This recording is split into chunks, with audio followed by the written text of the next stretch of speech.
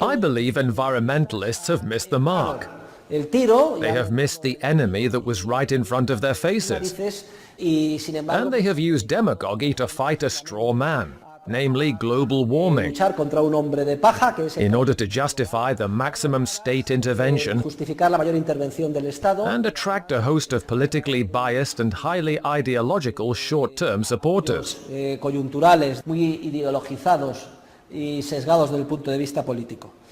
However, when we research, analyze, develop and study the theory of the cycle, we see that the Austrian analysis of the cycle points directly to the cause of environmental damage.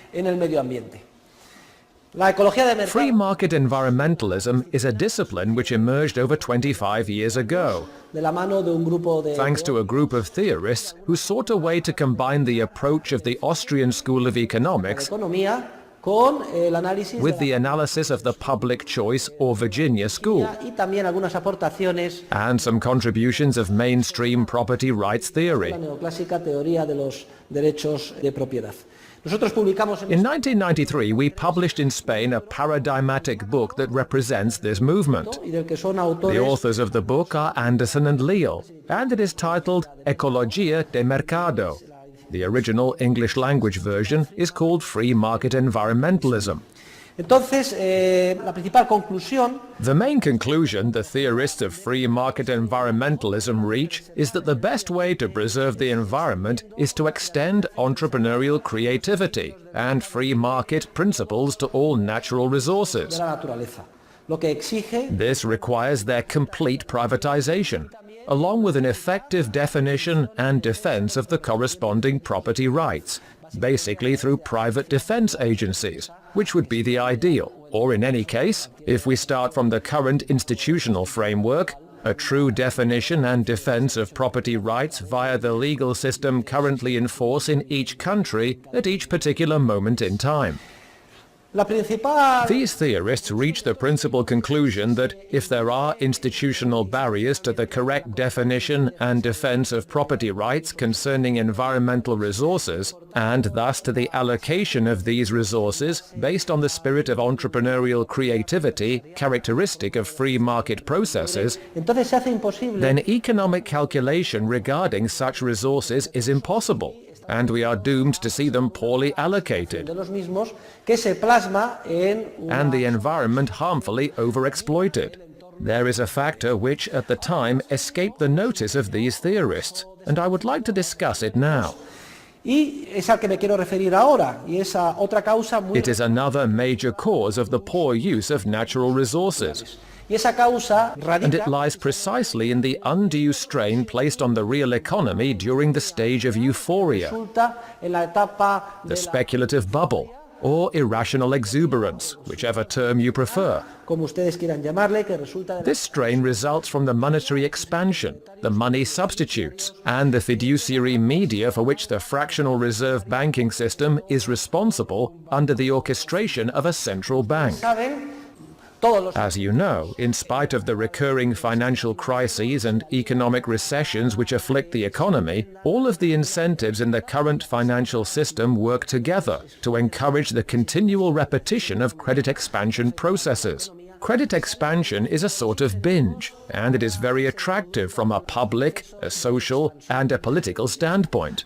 Delighted bankers rush to lend newly created money backed only by bank accounting entries made for deposit, which consist of unbacked fiduciary media.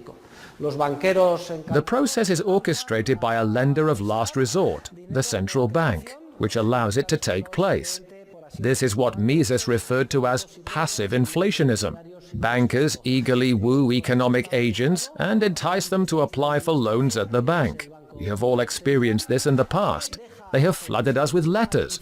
Practically no collateral has been required. If you receive a steady paycheck, we will give you this and that, up to 50, 100,000, 200,000 euros, at ridiculously low interest rates. Entrepreneurs are quick to invest in projects which appear profitable at such extremely low interest rates, and with such little collateral required. Also, in accordance with the theory of capital, these investment projects will mature in a more distant future. The Austrian theory of capital is perhaps the central puzzle piece theorists need to comprehend the process.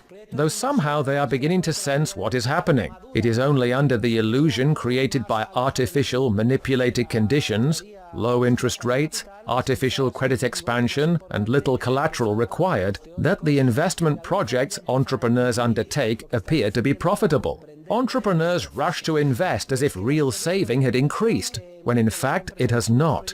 They embark on projects in a spirit of great hopefulness. But sooner or later, harsh reality reveals that these cannot be completed and are unsustainable. Moreover, in the area of the environment, the focus of my remarks, what goes unnoticed is the unnecessary strain being placed on the environment and the huge price it pays as a result. In what sense? Well, in the sense that trees are uselessly cut down. The atmosphere is polluted more than it would have been had the economy not been subjected to such stress. Rivers are contaminated, mountains are excavated, cement is manufactured unnecessarily when mountains are excavated to build quarries, etc. And minerals, gas, oil are extracted at a rate they would not have been under normal circumstances, outside a phase of artificial credit expansion. All of this takes place for the sake of producing capital goods, which, I repeat, cannot possibly be completed, are produced in error, and have the wrong geographical and, what is worse, temporal distribution. That is, these capital goods materialize in places they should not be and at times that are unsuitable. It makes no difference whether we are talking about the Keough Towers, the 4 towers built on the Real Madrid's old training grounds, the Empire State Building, or the pyramids of Egypt. There is an enormous malinvestment. In other words, the cost of carrying out those projects, the opportunity cost, far exceeds the value of what is built. The thing is that we suffer from the illusion Bastiat identifies in his famous article, "That which is seen and that which is not seen." We see the towers and the pyramids, and we say, "Oh, those are so beautiful." And sooner or later they do end up being put to economic use. Believe it or not, the Keough Towers have ultimately been rented. However, they were built 10 years too soon. It is just as serious an error to build 500,000 apartments nobody wants on the coast, as it is, for instance, to build the Real Madrid Towers 5, 7, or 10 years before they should be built. This is what I am referring to when I talk about a geographical and a temporal misallocation in the capital goods structure. Eventually, the market imposes the criteria of consumers.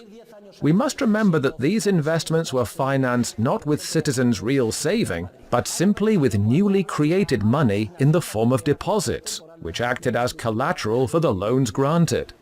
To give you an idea, and speaking in aggregate and relatively rough terms, for a very long period of time, the investment rate grew at an annual rate of around 10%, while the savings rate was around 0%, and was even negative in the United States during many periods. How can the investment rate possibly increase at a rate of 10% in the absence of any increase in saving? The answer is that investments are being financed with newly created credit expansion, and deposits, mere accounting entries, are acting as the collateral. Thus, there is very clear and obvious intertemporal discoordination in the behavior of economic agents. Entrepreneurs are full of optimism and are investing at a rapid pace, while the rest of the citizens do not wish to increase their saving to make those new investment projects sustainable and to permit their completion. Instead, they wish to go on consuming at the same rate as before. Sooner or later, that maladjustment or intertemporal discoordination is uncovered by the market. That marvelous process which we all take part in, and which, as we know, is very efficient in dynamic terms. Dynamically efficient, but not in static or Paretian terms. We are already familiar with the specific processes by which the market detects that intertemporal discoordination. They are the 6 successive processes we studied in Chapter 5 of my book, Money, Bank Credit, and Economic Cycles, and we will not go into them now. The important point is that the leading role in that analysis is played by capital theory, which most of my colleagues lack, and as a result, most analyses, even those we have seen to be on the right track otherwise, contain significant gaps. When the market detects that many of the loans have materialized in erroneous investment projects, then it becomes clear that the value of the loans is a fraction of what was thought. In short, the market reveals that banks' assets are worth much less than was assumed, and because banks' liabilities remain the same, and basically are in the form of deposits the banks created during the credit expansion process, as soon as the market detects these errors, a financial crisis immediately hits. The market discovers that the vast majority of banks are insolvent. In other words, they are unable to fulfill their payment obligations. As the theory of the cycle explains, the initial symptom of the problem is a financial crisis. The financial crisis is more or less dealt with. We have already seen this happen. Immediately afterward, we must face the harsh reality of getting down to work at the microeconomic company level to try to salvage what we can and restructure, reallocating productive factors on a massive scale from unviable lines of production, where they do not belong, and have been taken in error, to other viable lines of production. And that is precisely the economic recession which we are now experiencing. The result of it all is that we have become poorer. Another result is that we have unnecessarily damaged the environment because we have extracted a large quantity of resources to produce things which are not desired and are not needed, and are going to end up either rusting, being misused, or being put to a second-best use. If we had known beforehand that these projects were not profitable, we would not have devoted so many resources to them. Ultimately, in net terms, there is no doubt that serious harm has been done to the environment, and this would not have occurred had the process of economic development rested on genuine saving and been driven by entrepreneurship in an institutional design framework of a financial system based on general legal principles, a system that is therefore sustainable. What does this brief analysis lead us to conclude? Well, there are two conclusions. First, during the bubble stage, we are all happy, and no one is able to diagnose the damage being done to the economy, to the allocation of resources, and to the environment. Also, the economic theory predominant up to now belongs to the set of allied interests that encourage the binge. Think, for instance, of the harm caused by the entire neoclassical theory of finance. The second conclusion is obvious. Nature lovers should defend a free monetary system. A monetary system without a central bank. That is, without the financial central planning agency that is the central bank. In such a financial system, all economic agents, including private bankers, would comply with the law, and if they did not, they would have to go to jail,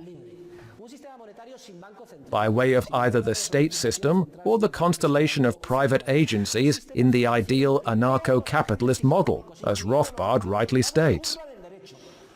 For general legal principles indicate that anyone who counterfeits paper currency in the form of deposit certificates for amounts exceeding the money actually deposited, or who creates from nothing a demand deposit in the absence of any actual deposit, is a criminal.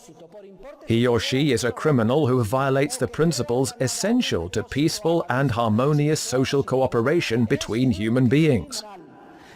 Furthermore, this criminal participates in a systemic process of misallocation of resources, which distorts the fundamental signals that guide human beings in their voluntary cooperation with others. This process gives rise to economic cycles. Dear students, we must repeat this again and again insistently. Moreover, in this area, a direct and very clear connection exists between economic science, ethics, law, and history, all of which point in the same direction and toward the same conclusion. That is, there is a connection between the legal and ethical analyses, bearing in mind the possible differences between them, and, if you prefer, considering them together, within my theory of the three-tiered approach, the historical evolutionary analysis and the scientific analysis.